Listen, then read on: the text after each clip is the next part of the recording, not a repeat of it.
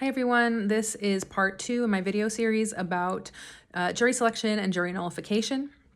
As a reminder, my name is Rachel. I'm a third-year law student and a soon-to-be public defender. In part 1, I introduced the concept of jury nullification, which is where juries vote not guilty even where they think that the person on trial technically did break the law. This video is going to be all about the jury selection process and how to approach it ethically and lawfully. Now, first, a quick disclaimer. The purpose of these videos is educational only. Nothing that I say should be taken as legal advice. I am not advocating that you do anything specific in any particular case, but I am advocating that we all understand our rights as citizens. Also, while jury nullification is totally and completely legal, jury tampering or trying to influence a juror already seated on a case is completely illegal, and I am not doing that, and you shouldn't do it either. Okay, so in most places, the pool of potential jurors comes from things like the DMV lists, voter registration, sometimes tax filing lists, right? So what that means is that the jury selection process already excludes huge swaths of the population, which tend to be people who have been historically marginalized. So if you are lucky enough to make it to jury selection, please stay. Because remember, Black people, poor people, people with disabilities, and migrants are often precluded from serving on the jury on purpose. So your presence could be hugely important in somebody's lives, and it can make all the difference. So when you receive that summons, you may be asked to fill out a questionnaire. You'll likely have to go down to the court. And if you make it into the jury box, which means that they haven't already selected the 12 before it's your turn, you're going to be asked questions probably by the judge and then probably by the lawyers. Now, ostensibly, the purpose of voir dire, or jury selection, is really just to remove people who cannot be fair or impartial. And there are 3 main ways that this can be done. The first is hardship. So these are legitimate reasons why a person cannot serve on a jury. It could be something like childcare or a scheduled surgery, for example. The next is a peremptory strike. And peremptory strikes basically enable lawyers to kick people or not choose people to serve on the jury for any reason other than racial or gender discrimination. And that is prohibited by a Supreme Court case called Batson. Now, some states, like California, for example, offer more protections. In California, it's the Code of Civil Procedure, Section 231.7, is what prohibits this discrimination. It's really a lot more explicit. It's a quick read. I recommend you Google it if you're a nerd like me. And I would also suggest that you look up the rules in your own state.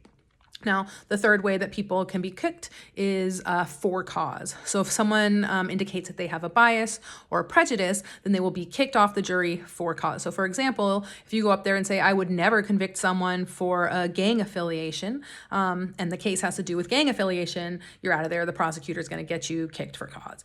So if you want to serve on a jury, and I encourage you to do so, don't give them a reason to kick you for cause.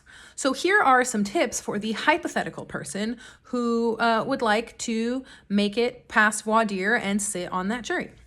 The first one is definitely the most important, and that is that you need to remember that you are under oath, right? And lawyers, especially prosecutors, might go look on your social media, see what they can find about you on the internet. So if you lie and you get caught, you can be in serious trouble. So it's important that you be honest and that you tell the truth. Now, just because you're going to tell the truth doesn't mean that you have to share like every thought or opinion that you've ever had. You should keep your answers short, simple, and general, and only answer the questions that you have been asked. You can focus on things like fairness. Say, yes, I can be impartial, and I do believe in a fair and just trial. Now, at some point, the judge or maybe the prosecutor is going to say to you, if the government proves their case beyond a reasonable doubt, will you convict? So what do you do in that situation? Well, beyond a reasonable doubt is a very high standard. In fact, it is the highest standard that we have. So if you are a person who is committed to holding the government to their burden and you believe that jury nullification is a legitimate exercise of your conscience, then you can truthfully answer yes to that question. And my second piece of advice is to show up on time, to be polite, and to be respectful. Lawyers and judges are paying attention to your body language.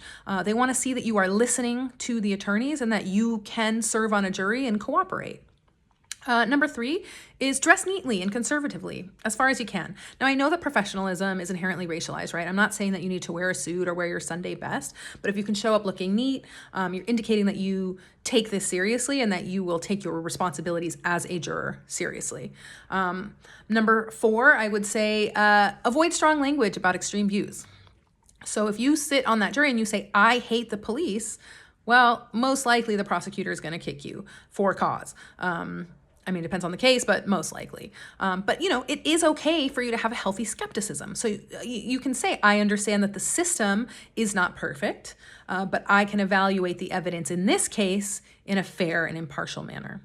And finally, and I will say this is the second most important piece of advice, is that you do not talk about jury nullification during voir dire, because if you do, you are out of here. If you're going to say that you can't follow the law, or if you say that, you want to protest or whatever it is, like you will not be selected and you will be asked to go home. So that's it for part number 2. In part number 3, I'm going to talk a little bit about what happens in trial and a little bit more about what happens in the deliberations and how jurors can exercise their power in the jury room. Thank you for watching.